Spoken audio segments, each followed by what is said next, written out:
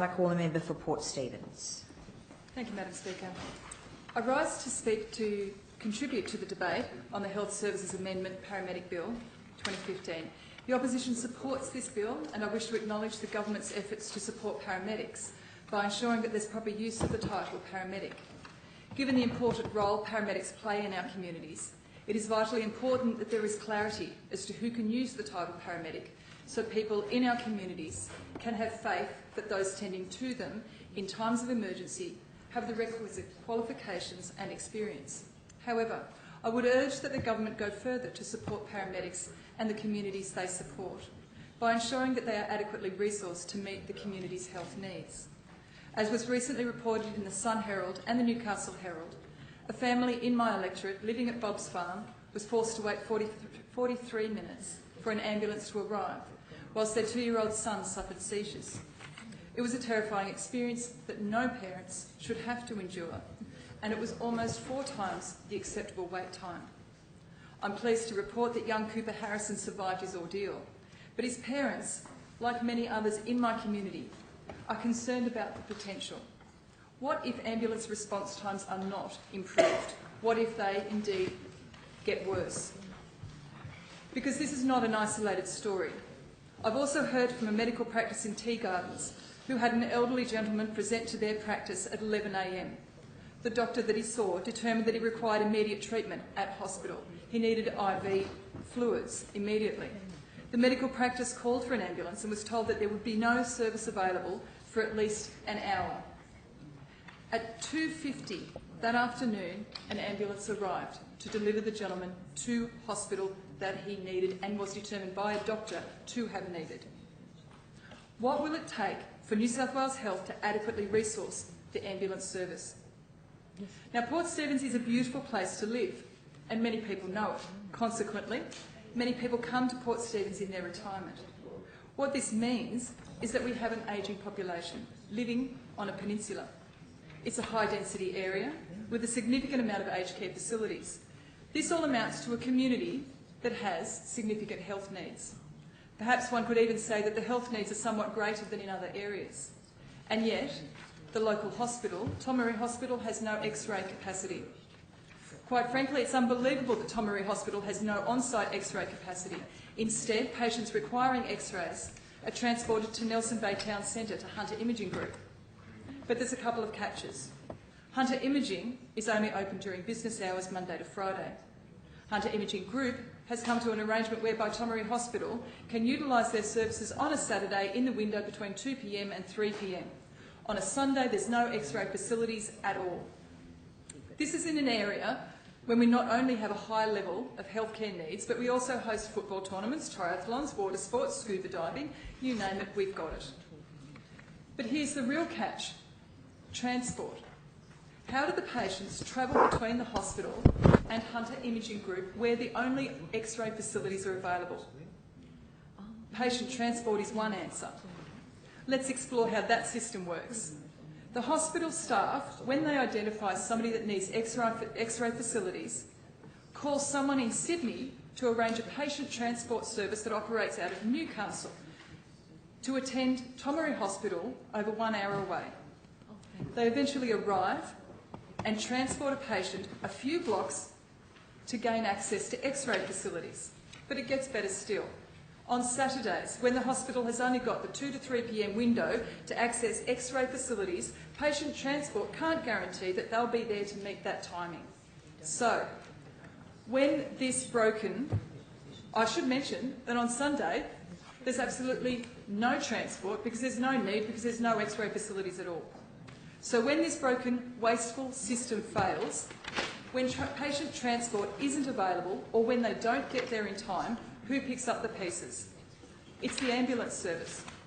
Ambulances are regularly called on to transport people who cannot access the health services they need locally.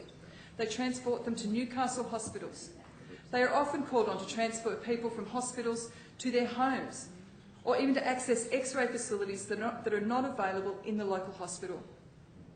When the local health services are not capable of meeting the health needs of people in my community, ambulances are required to deliver people to the John Hunter Hospital or Mater hospitals in Newcastle.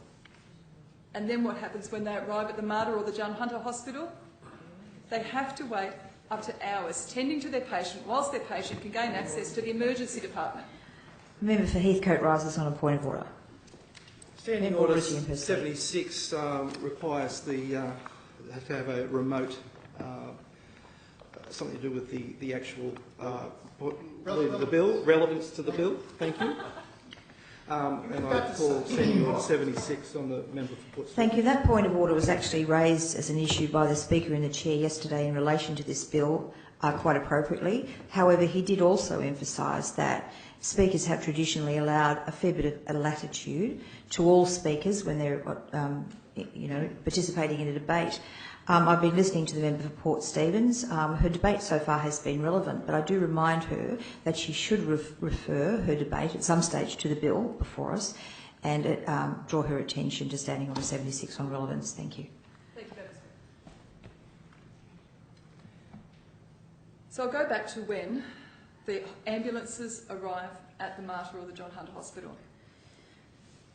The ambulances then cannot have their patients enter into the emergency department because they face what we know as trolley block or bed block, which means that the paramedics that should be on deck in Port Stephens can't be there, and instead they're in Newcastle, and they spend hours out of our area because of the inadequately resourced hospitals.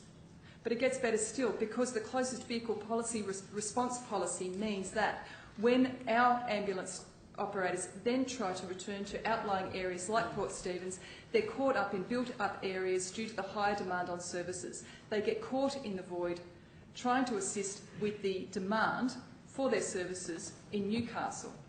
Meanwhile, Port Stephens is left with inadequate emergency response capability. There's just no fat in the system.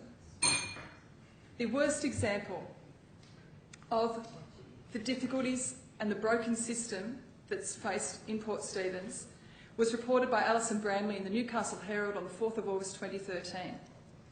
It relates to the tragic death of a 19-month-old, Molly McCander.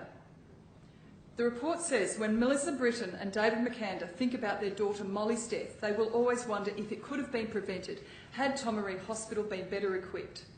The 19-month-old from Nelson Bay died on Easter Monday that year, 2013, after a series of catastrophic events meant that the community hospital was the twin girls' only hope.